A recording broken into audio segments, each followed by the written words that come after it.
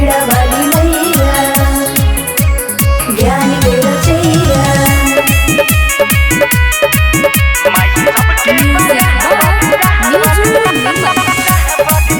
Recording studio Delhi.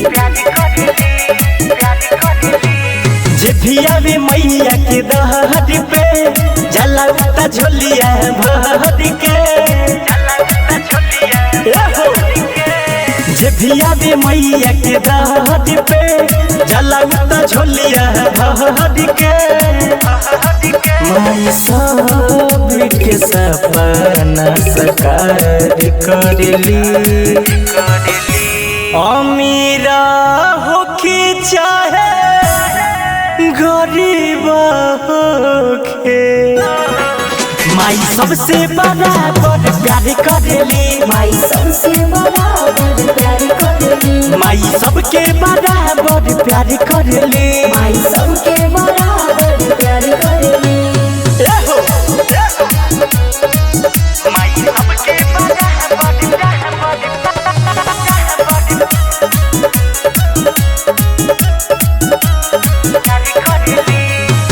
माँ के दरबार में ना होला केहू छोटा। पद सब भैया भैया नेता अभिनेता। माँ के दरबार में ना होला केहू छोटा। पद सब भैया भैया नेता अभिनेता। जे भी आवे शरण में उधार करेली। अन्हारा होके चाहे लंगारा होके माई सबसे बराबर प्यार करेली। माई सबसे बराबर प्यार करेली। माई सबके बराबर प्यार करेली। माई सबके बराबर प्यार करेली।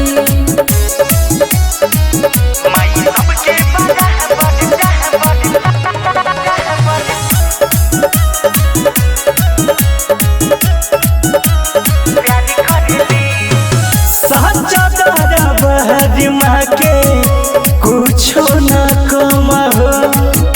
खुशी से होके हवा अखिया भी नाम हो। सच्चा दादे बाहर माँ के कुछो न कम हो। खुशी से होके यहाँ अखिया भी नाम हो। माई सब के मैया के पार करेली। गूंगा होके चाहे बहिरा होके माई सबसे बराबर प्यार करेली। माई सबसे बराबर प्यार करेली। माई सबके बराबर प्यार करेली। माई सबके बराबर प्यार करेली।